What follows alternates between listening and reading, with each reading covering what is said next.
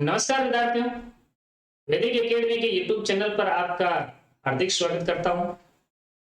प्रिय विद्यार्थियों, अपना जो टॉपिक चल रहा है वो चल रहा है राजस्थान के प्रमुख क्रांतिकारी। और इस टॉपिक के अंदर जो है अभी तक हमने सेठ अर्जुनलाल सेठी, केशव सिंह बारठ, जयनारायण व्यास एवं हीरालाल शास्त्री चार क्रांति के बारे में जो है अपने चर्चा करनी है। आज की इस वीडियो के अंदर हम जिस क्रांतिकारी पर हम चर्चा करने जा रहे हैं उस क्रांतिकारी का नाम है सेठ जमनालाल बजाज। इस वीडियो में सेठ जमनालाल बजाज के बारे में हम चर्चा करेंगे। सेठ जमनालाल बजाज के बारे में पढ़ने से पहले आप लोग इस चैनल को सब्सक्राइब कर दीजिए और मेरे इस वीडियो को ज्यादा से ज्यादा शेयर कर दीजिए। हम बात करते हैं सेठ जमनालाल बजाज के बारे में। सेठ जमनालाल बजाज, इनका जो जन्म है ये 1889 ईस्वी के अंदर जगह पड़ती है कास्ती का पास, जो वर्तमान के अंदर सीकर के अंदर जो है जगह है। ध्यान रखें, इनका जन्म आपसे पूछा जा सकता है। जन्म इनका होता है इनका जो जन्म है नवंबर 1889 ईस्वी को, नवंबर 1889 ईस्वी को जगह पड़ती है काशी का पास सीकर के अंदर इनका जन्म हुआ है। सेठ जमनालाल बजाज, जन्म नवंबर 1889 ईस्वी, काशी का पास सीकर के अंदर इनका जन्म होता है। और इनकी जो पत्नी थी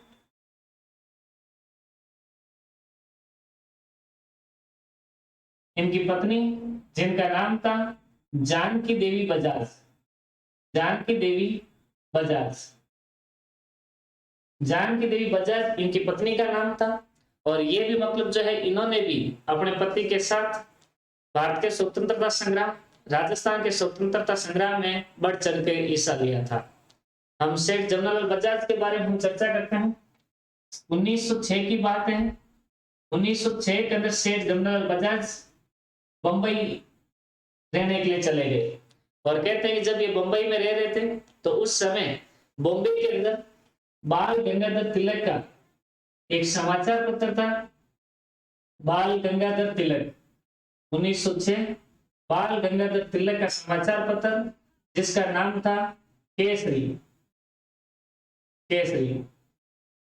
समाचार पत्र, जिसकी जो भाषा थी वो मराठा थी। 1906 के अंदर जमनालाल बजाज जब बॉम्बे गए तो वहां पर बाल गंगाधर तिलक के समाचार पत्र केसरी, जो मराठा भाषा के अंदर प्रकाशित होता था, इस केसरी का जमनालाल बजाज ने जो है हिंदी के अंदर अनुवाद प्रकाशन करना शुरू किया। ये मतलब जो है हिंदी के अंदर मतलब जो है इन्होंने अनुवाद प्रकाशित किया था। और इसके बदले सेठ जमनालाल बजाज को प्रतिदिन 1 रुपए का मतलब जो है पगार मिलती थी। और कहते हैं ये जो पगार इन्होंने मतलब ली थी उसको वापस आगे चल करके जो है क्रांतिकारियों के अंदर इन्होंने वापस पेंट कर दी क्रांतिकारियों को। ये जब 1914 से 1918 तक प्रथम विश्व युद्ध हुआ, 1914 से 1918 तक जब प्रथम विश्व युद्ध लड़ा गया, इस विश्व युद्ध के दौरान सेठ जमनालाल बजाज ने अंग्रेजी सरकार की सहायता की थी। और अंग्रेजी सरकार की सहायता करने के कारण सेठ जमनालाल बजाज को अंग्रेजों ने एक उपाधि प्रदान की, जिसका नाम था राय बहादुर। सेठ जमनालाल बजाज को ब्रिटिश सरकार ने उपाधि प्रदान की, उस उपाधि का नाम था राय बहादुर। राय बहादुर की उपाधि जो है जमनालाल बजाज को दी जाती है प्रथम विश्व युद्ध के दौरान अंग्रेजों की सहायता करने के लिए। हम बात करते हैं सेठ जी के बारे में।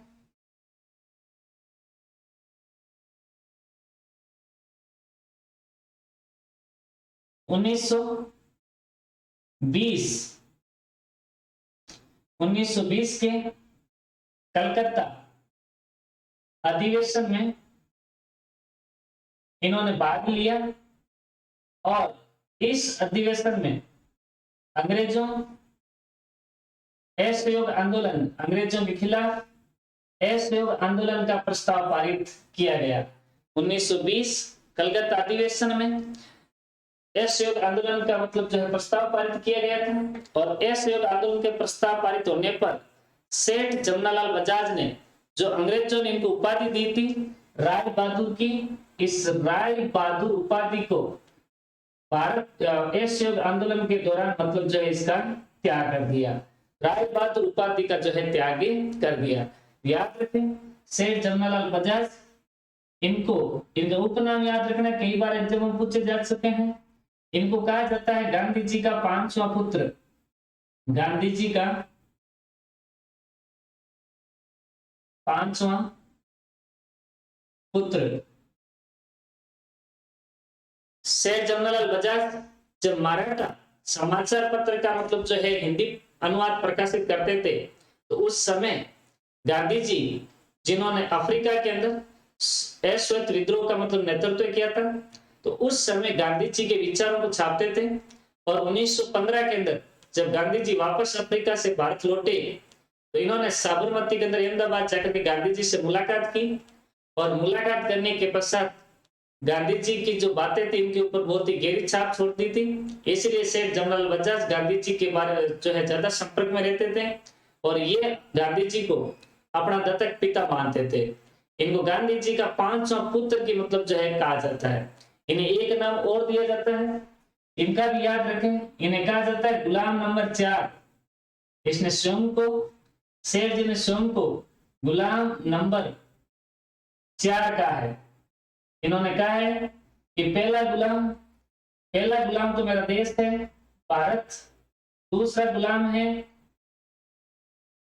देसी राजा, और तीसरा गुलाम है मेरा जिला जन्मभूमि सीकर, और चौथा गुलाम इन्होंने अपने आप को स्वयं को कहा है। सेठ जी ने गुलाम नंबर 4 कहा जाता है, जिन्होंने कहा है कि पहला गुलाम भारत है, दूसरा देसी राजा, तीसरा इन्होंने बताया सीकर, और चौथा बताया स्वयं को। जमनालाल बजाज के बारे में हम बात करते हैं आगे। सेठ जमनालाल बजाज 1927 को जयपुर में चरखा संघ की स्थापना की। गांधी जी के प्रभाव में थे और गांधी जी के प्रभाव की वजह से इन्होंने 1927 के अंदर जयपुर के अंदर चरखा संघ की जो है स्थापना करते हैं। और 1938 को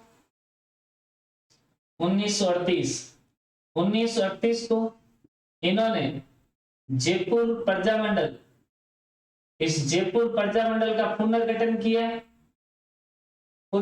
किया और जयपुर प्रजामंडल का जो अध्यक्ष है वो अध्यक्ष बनाया था इन्होंने चिरंजी लाल मिश्र को। जयपुर प्रजामंडल का पुनर्गठन किया सेठ जमनालाल बजाज ने, और इन्होंने इसका जो अध्यक्ष है वो है चिरंजी लाल मिश्र को बनाया था। और इनके बारे में कहा जाता है कि सेठ जमनालाल बजाज 1931 यानी 1931 के अंदर अपने एक जगह पड़ती है राजस्थान की जिसका नाम था बिजोलिया। एक बहुत बड़ा किसान आंदोलन हुआ था, राजस्थान का सबसे बड़ा किसान आंदोलन। इस बिजोलिया किसान आंदोलन के बारे में 1931 के अंदर मेवाड़ महाराणा फतेह सिंह से किसानों की समस्याओं को लेकर के इन्होंने जो है फतेह सिंह जी से मतलब समस्या के बारे में जानकारी दी और इस समस्याओं के बारे में मतलब जो है फतेह सिंह जी को अवगत करवाया। हम बात करते हैं सेठ जमनालाल बजाज के बारे में। कहते हैं कि सेठ जी ने राजस्थान केसरी, प्रताप क्रमभूमि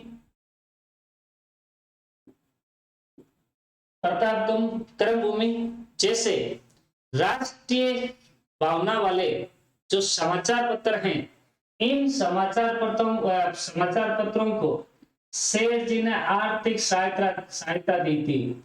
इनको मतलब जो है आर्थिक सहायता अगर कि इन्होंने दी तो वो दी थी सेठ जमनालाल बजाज ने। और लास्ट में हम बात करते हैं फरवरी 1942 को सेठ जमनालाल बजाज का देहांत हो जाता है। ये राजस्थान के क्रांतिकारी सेठ जमनालाल बजाज के बारे में था। अब इसके आगे हम बात करते हैं राजस्थान के अगले क्रांतिकारी जिनका नाम है सेठ दामोदर दास। सेठ दामोदर दास, सेठ दामोदर दास ये भी मतलब राजस्थान के क्रांतिकारी हैं। और देखो सेठ जमनालाल बजाज और सेठ दामोदर दास ये दोनों व्यापारिक वर्ग से हैं, फिर भी इन्होंने स्वतंत्रता संग्राम में भारतीय क्रांतिकारियों की मतलब जो है प्रत्यक्ष या अप्रत्यक्ष रूप से आर्थिक एवं जो है आर्थिक सहायता जो इन्होंने प्रोवाइड की है। हम बात करते हैं सेठ दामोदर दास के बारे में। सेठ दामोदर दास का जन्म, याद रखें इनका जन्म फरवरी 1884 को अपनी एक जगह पड़ती है पोखरण। फरवरी 1884 को पोखरण जैसलमेर के अंदर इनका जन्म होता है। पोखरण जैसलमेर में फरवरी 1884 को सेठ दामोदर दास का जन्म हुआ था। और इनके जो पिता थे, याद रखना इनके पिता का नाम था खीवराज राठी। खीवराज राठी इनके पिताजी एक बहुत बड़े व्यापारी थे और इनके पिताजी का जो व्यापार था ये राजस्थान के ब्यावर शहर में था। इनके पिताजी की कंपनी थी ब्यावर के अंदर और ब्यावर में इनके पिताजी ने कंपनी की स्थापना की थी 1889 के अंदर और इस कंपनी का नाम था the Krishna Mill. The Krishna Mill के नाम से सूती वस्त्र की जो मतलब जो है इन्होंने कंपनी स्थापित की थी। और ये राजस्थान के अंदर निजी क्षेत्र की प्रथम सूती वस्त्र मिल अगर कोई है तो वो है द कृष्णा मिल। 1889 के अंदर सेठ दामोदर दास के पिता खीवराज राठी ने जो है इसकी स्थापना की थी। कहते हैं कि सेठ दामोदर दास ने पोखरण से अपने ब्यावर आ गए थे और ब्यावर आने के पश्चात ये मतलब जो है राजस्थान के अंदर इस समय भारत के अंदर सशस्त्र क्रांति की मतलब योजनाएं चल रही थी और सशस्त्र क्रांति के लिए सचिंदर सान्याल, रासबिहारी बोस, राजस्थान के अंदर गोपाल सिंह खेरवा ये सशस्त्र क्रांति चला रहे थे। तो उस समय राव गोपाल सिंह खेरवा को सेठ दामोदर दास ने आर्थिक सहायता दी थी और आर्थिक सहायता देने के कारण इनको सशस्त्र क्रांति का भामाशाह कहा जाता है। याद रखें सेठ दामोदर दास जिनको सशस्त्र क्रांति का भामाशाह कहा जाता है। सशस्त्र क्रांति का भामाशाह कहा जाता है। इनके बारे में कहा जाता है कि इन्होंने 1916 में जब भारत के अंदर होम रूल लीग की स्थापना हो रही थी उस समय सेठ दामोदर दास ने भी जो है होम रूल की जो है स्थापना की थी। और उसके बाद हम बात करते हैं 1918 को। कहते हैं कि सेठ दामोदर दास 1918 को इन सेठ दामोदर दास का जो है देहांत हो गया। सेठ दामोदर दास का देहांत हो गया। उसके बाद अगले क्रांतिकारी बारे में पढ़ते हैं अपन। नेक्स्ट जो क्रांतिकारी हैं वो है राजस्थान के क्रांतिकारी जिनका नाम है सागरमल गोपा। सागरमल गोपा जिनके बारे में आप खूब मतलब किताबों पढ़े हुए हो। सागरमल गोपा का जो जन्म है याद रखें इनका जन्म नवंबर 1900 ईस्वी के अंदर इनका जन्म होता है। नवंबर 1900 ईस्वी में इनका जन्म हुआ और इनका जन्म होता है जैसलमेर में। और ये भी मतलब कहते हैं कि एक माहेश्वरी समाज में इनका जन्म होता है। माहेश्वरी समाज के अंदर इनका जन्म हुआ था और ये भी मतलब जो है सेठ टाइप के मतलब जो है इनके परिवार के लोग थे। और कहते हैं कि सागरमल गोपा ने जैसलमेर के अंदर जो है जैसलमेर के जो मारावल है इनके जो मारावल थे उनका नाम था जवाहर सिंह। जैसलमेर के मारावल जवाहर सिंह जब वहां पर लोगों के ऊपर शोषण कर रहा था तो उस शोषण के खिलाफ सागरमल गोपा ने मतलब जो है बगावत की थी और बगावत कर दी गई थी। तो इनको मतलब इन जैसलमेर राज्य से बाहर निकाल दिया गया था और इनके ऊपर मतलब जो है जैसलमेर के अंदर एंट्री होने के लिए पाबंदी लगा दी गई थी। तो पाबंदी लगाने के पश्चात फिर भी ये इनडायरेक्ट रूप से जैसलमेर से बाहर भी लोगों को मतलब जो है इनके खिलाफ मतलब जो है आंदोलन करते थे। और इन्होंने कहते हैं कि 1916 में 1932 में 1932 के अंदर इन्होंने माहेश्वरी 1932 में माहेश्वरी नव युवक मंडल की स्थापना की थी। जैसलमेर के अंदर 1932 के अंदर माहेश्वरी नवयुवक मंडल की स्थापना की थी और इन्होंने जैसलमेर के अंदर हो रहे शोषण के खिलाफ कुछ किताबें लिखी है। इनकी पुस्तकें बहुत ही इंपॉर्टेंट है, आप मतलब जो एग्जाम में पूछने लायक है। इनकी किताबें हैं, एक तो किताब है इनकी आजादी के दीवाने, इनकी किताब आजादी के दीवाने। नंबर 2 जैसलमेर में गुंडाराज, जैसलमेर में गुंडाराज, आजादी के दीवाने, जैसलमेर में गुंडाराज। और एक इनकी किताब है जिनका नाम है रघुनाथ सिंह का मुकदमा, रघुनाथ सिंह का मुकदमा।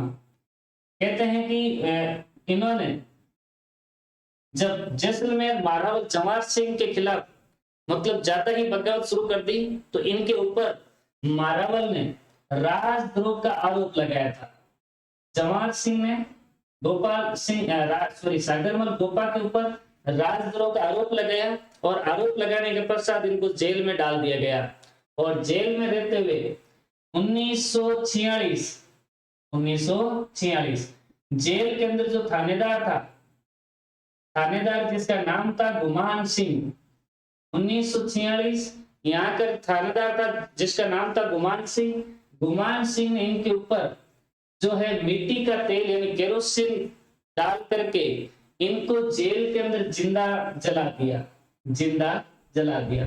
तो आज इस वीडियो के अंदर हमने 3 क्रांतिकारियों के बारे में चर्चा की है। नंबर 1 जमनालाल बजाज, नंबर 2 सेठ दामोदर दास और नंबर 3 सागरमल गोपा। हम राजस्थान के प्रत्येक स्वतंत्रता संग्रामों के बारे में हम चर्चा करेंगे।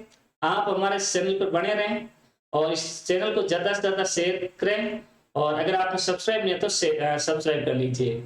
धन्यवाद। जय हिंद, जय भारत।